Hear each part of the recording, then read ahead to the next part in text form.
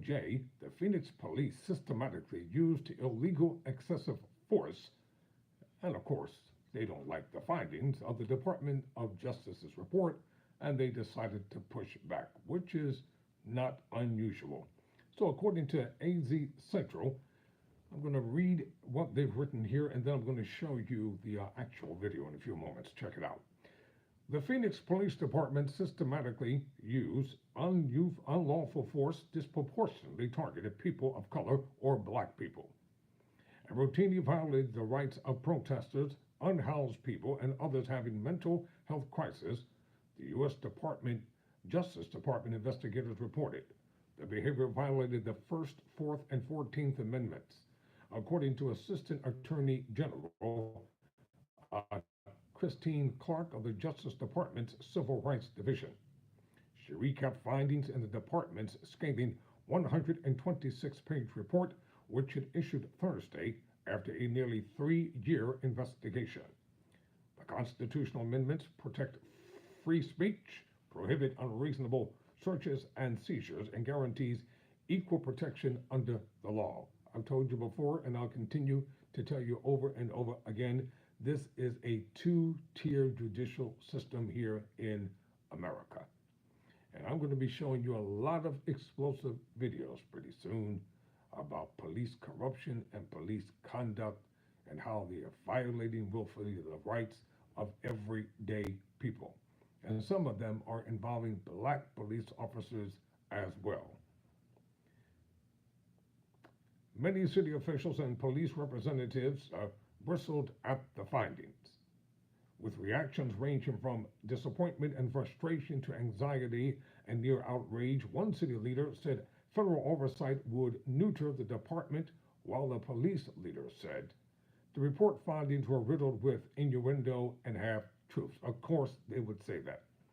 Clark said that the Justice Department's pattern or practice probe of Phoenix police marks the first time the agency has ever found a violation of the civil and constitutional rights of homeless people. About 37% of the department's misdemeanor offenses were against unhoused individuals, she said. So I have a video here that I'm going to go to right now, and I want you to hear from the Assistant Attorney General in her own words. Check it out. Found that the Phoenix Police Department and the City of Phoenix engage in a pattern or practice of using excessive force, unlawfully detaining, ticketing, and arresting homeless people, discriminating against Black, Hispanic, and Indigenous people in its policing enforcement, violating the rights of people engaged in demonstrations and protests, and discriminating against people with behavioral health disabilities. First, we found that the Phoenix Police Department uses excessive force, often unreasonably escalating the level of force within the very first few minutes or even seconds of an encounter. This behavior includes improper use of tasers, projectiles, leg restraint, police dogs, and even deadly force, including guns and neck restraints and compression restraint. Found at the Phoenix Police Department and I'm going to add to her words here by reading the rest of this article, and you can check it out for yourself. Phoenix Mayor Kate Gallego in a statement said she did not want to comment on the report until after she had carefully and thoroughly reviewed it. City Manager Jeff Barton said his staff was reviewing the report on Thursday and that he needed time to come to a conclusion. This time right now, it dictates and necessitates that we be open-minded to look at the reforms that are being recommended by the DOJ and to see what we need to do to become better, Barton said.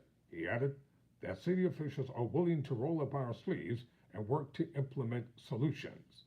Interim Phoenix Police Chief Michael Sullivan said waiting for the investigation had caused anxiety internally, and he was happy to dig into the findings and see if DOJ's recommendations aligned with changes the department has already been working on. In January, the Phoenix Police Department released the Road to Reform a 53-page document outlining the changes implemented or underway in response to the Justice Department's investigation. City leaders mostly cooperated with the federal investigation by handing over roughly 180,000 documents, more than the 22,000 body-worn camera videos, 20 terabytes of data, and 200 emergency 911 calls to the feds. Federal officials conducted more than 130 interviews with city employees and took part in 200 hours worth of Phoenix police ride-alongs as of February. Nonetheless, the Justice Department reported that police did not turn over all of the internal investigative reports from police shootings after February 2022. Some at Phoenix Police Department have acknowledged the need for change, and current leaders have commented to important reforms, the report said, or committed to important reforms, the report said. But federal investigators concluded those efforts had not gone far enough, fast enough. In a 2024 report detailing these and other changes, the department admitted that many of its reforms are still in the planning stage. This leads us to believe that the Phoenix Police Department will need to be held accountable to implement the reforms we identified, the report said. Clark said Thursday the findings were severe and showed we can't count on police to police themselves. And I'm going to leave it right there. I'm Tyrone Bowman. Never surrender, never quit.